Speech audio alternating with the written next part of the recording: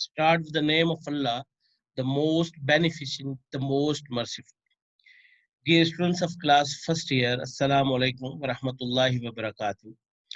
Welcome you in Pakistan International School TAIF's a virtual learning system.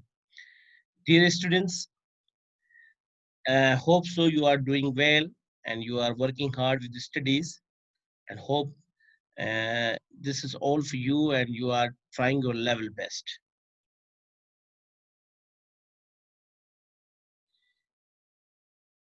Dear students, today we have English lecture number 20. This is grade first year, and as you are well aware that we have started already the unit 4, and today we are going to learn reading selection 4.3, and the topic is be the best of whatever you are. Be the best of whatever you are, and the writer is Douglas Malloch, and dear students, the page number from 101 means 1012, 103, and here's your teacher, Sarfraz Nadeem. So, dear students, as you are well aware that this is a poem, and be the best of whatever you are, by Douglas Malloch is the writer of the poem. So let's see what is in the poem. First of all, about the poet, we have about the poet, the Douglas Malloch, May 5, 1877 to July 2, 1938, was an American poet, short story writer, and associate editor of American Lumberman, a trade paper in Chicago. He became famous as Lumberman's poet, both locally and nationally. He is noted for writing Round River Drive and Be the Best of Whatever You Are. In addition to many other writings, he was commissioned to write Michigan State Song.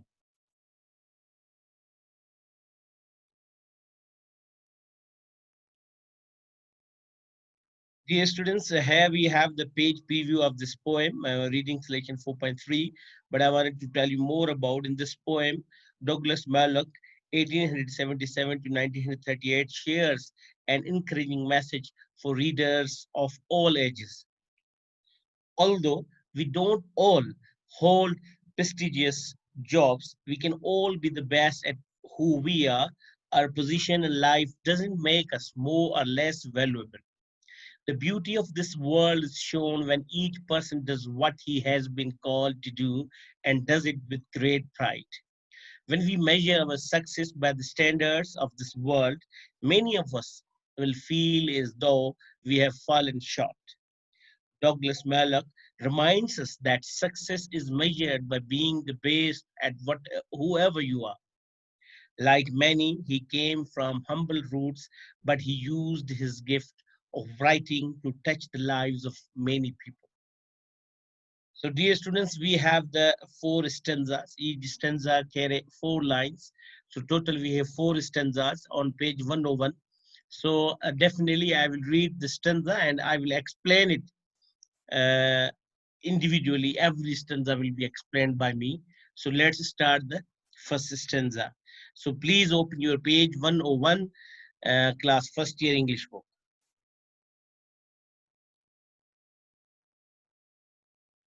If you can't be a pine on the top of the hill, be a scrub in the valley, but be the best little scrub by the side of the rill. Be a bush if you can't be a tree.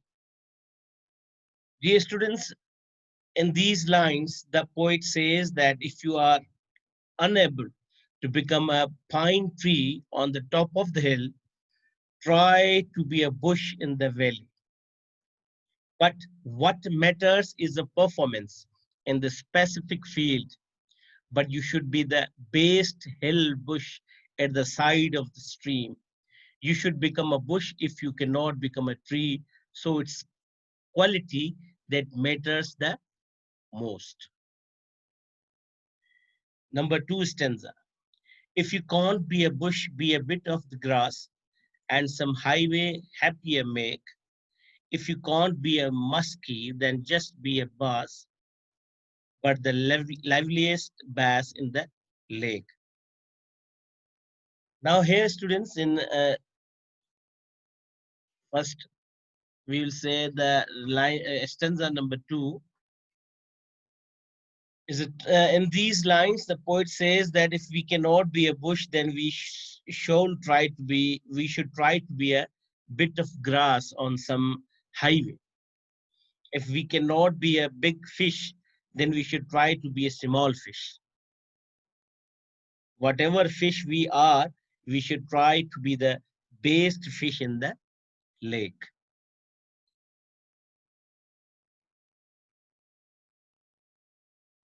We can't all be captains. We have got to be crew. There is something for all of us here. There is big work to do and there is lesser to do. And the task you must do is the near. In these lines, dear students, the poet says that we all cannot be captains, but we can join the crew. Every one of us cannot be a captain. There is some work for everybody according to his capacity. There is a big work to do and there is also a small work to do. We must try to do the best in the best way. Stanza number 4. If you can't be a highway, then just be a trail. If you can't be the sun, be a star. It isn't by size that you win or you fail. Be the best of whatever you are. Dear students, in these lines, the poet says that if we cannot be a highway, we must try to be a path. The path is as useful as a highway. If we cannot become a sun, then we must be a star. The sun has its own purpose and the star has its own. The size does not matter. We win or lose. We win or lose. It is how we do our work that makes we know, we known. We must be the best of whatever we are. We must do our best regardless of the job. So, dear students, these were the 4 stanzas, and I have explained before you every stanza about the poem Be the Best of Whatever You Are. We have theme and central idea, dear students. The poem Be the Best of Whatever You Are teaches us a very important lesson about life. The title is sufficient for anyone to understand the concept of the poem. The poet Douglas Malloch wants to tell us that whatever we want to be or whatever we can be, just be the best one in that field. So, dear students, simply whatever we are, we have to try our level best. We shouldn't think that we have to be like this, we have to be like this. Whatever the position, whatever the job, whatever the assignment has been given to us, we have to try our level best in our own field, in our own area. So this is the main theme, central idea of the poem. Be the best of whatever you are. Whatever you are, you have to try to be the best. So hope so you understood the poem, dear students. If you have any query, any problem regarding this poem, you can ask me on Zoom the questions. And we have another, yes, dear students, on page 103, we have study questions, understanding the poem. Be the best, whatever you are, is one of those wonderful poems, the hope and encouragement that can help us to realize that even though we all dream of doing great deeds and being at the top, it is much more important to strive to be or do your best regardless of the job you choose to engage in. The poet develops his idea by contrasting examples. Let's study and to try as we studied already. So, dear students, this is all about the poem, and we have another topic today, and that is the figure of speech. Figure of speech. What are figures of speech? A figure of speech is a word or a phrase using figurative language. Language that has other meaning than its normal definition. And when how to use the figure of speech? Figures of speech are used in everything from descriptions of people, setting, events to comparisons, to explanations. We use them all the time without realizing it in particular. First of all, dear students, figure of speech we have. What is a simile? Simile is number one in figures of speech. Simile is a literary term where you use like or as to compare two different things and show a common quality between them. Again, simile, simile is a literary term where you use like or as to compare two different things. Means two different things are there and you are supposed to compare them with the help of like or as. Similarly, simile is different from a simple comparison in that it usually compares two unrelated things. For example, she looks like you is a comparison but not a simile. On the other hand, she smiles like the sun is a simile. You will say she smiles like the sun because two different things are there. She is a human being and the sun is not a human. So there is two major different things like she and sun. So we are going to compare she smiles like the sun. So like is used. So we say it is a simile. As it compared as a woman with something of a different kind of the sun. Examples are here, dear students. Similes find or perhaps create similarities in typically different things. In fact, there may be no real similarity between the things compared, such a woman and the sun. Example, we have the image below describes a girl's simile. Look over, dear students. A girl, she has blue eyes, blonde, bright smile. The sun is a round, yellow, bright. So a comparison between two things using as or like. Here are two things. Like use the matching adjective bright and as are like to write the simile. Her smile is as bright as the sun. Her smile is bright like the sun. So, dear students, as is used and like is used, it means it is simile. When we have a simile, when we are going to compare two different things and we are using as or like, two words, as or like, that is called simile. Second number two figure of speech is metaphor. A metaphor is a common figure of speech that makes a comparison by directly relating one thing to another unrelated thing. Again, metaphor is a common figure of speech that makes a comparison by directly relating one thing to another unrelated thing. Unlike similes, metaphors do not use words such as like or as. Now, dear students, as we used the word like or as in the simile, but here in metaphor, we will not use the word like or as. The writer or speaker relates the two unrelated things that are not actually the same, and the audience understands that it's a comparison, not a literal equation. The word comes from a Latin phrase meaning to carry across, and a metaphor does just that. It carries a shared quality or characteristic across two distinct things. Like she was a rock star at our last business presentation. Now we can't say she was like a rock star. She was as a rock star at in our last. No. So we are not using the word like or as, but you can say we have two different things like she and rock star. She was a rock star at our last business presentation. This is probably not referring to a literal rock star falling from space or the other common metaphor, a musician performing at a rock concert. Instead, it simply means the person delivered a great performance at the meeting and stood out like a rock star on the stage.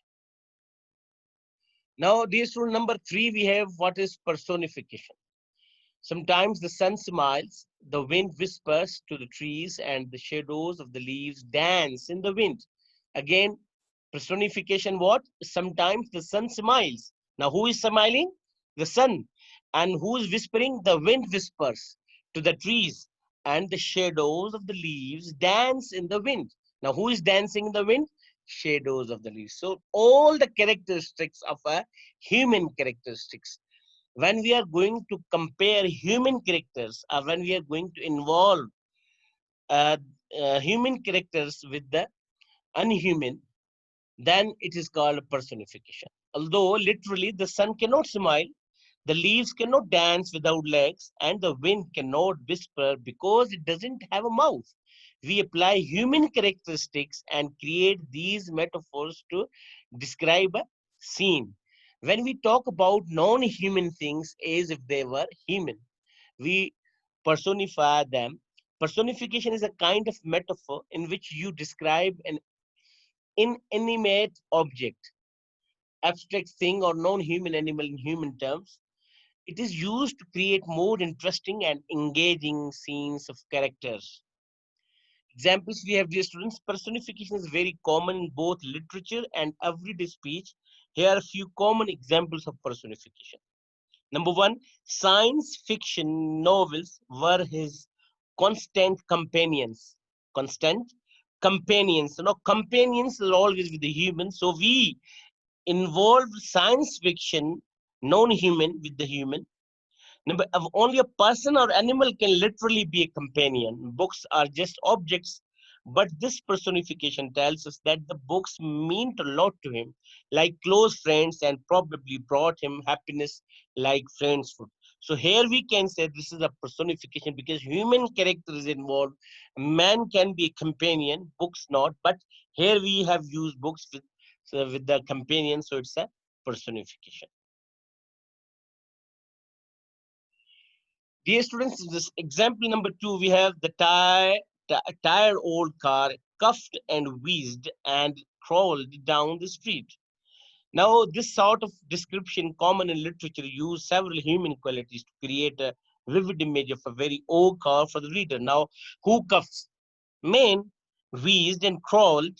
So when we are going to compare man him characteristics with the non-human, so that is a personification. Again, we have example personification giving human qualities to animals or objects, like the stars winked at me. So here we can say that this is personification.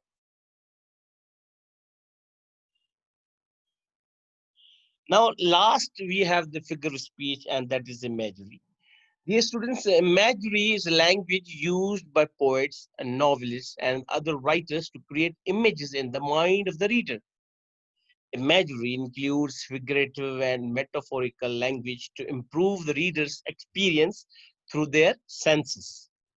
Now, example imagery using visuals.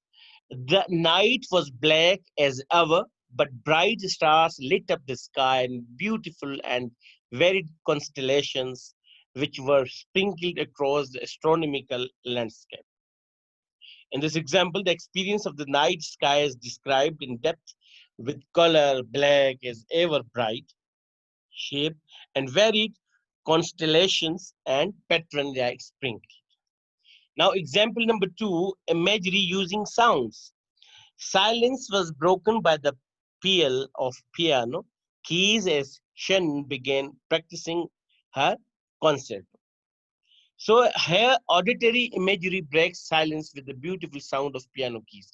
So dear students, I wanted to add over here that the imagery have the four visual, imagery using visuals, using sounds, and also they are creating kind of image in our minds by audio with auditory and visually like this. This is called a figure of speech and this is imagery.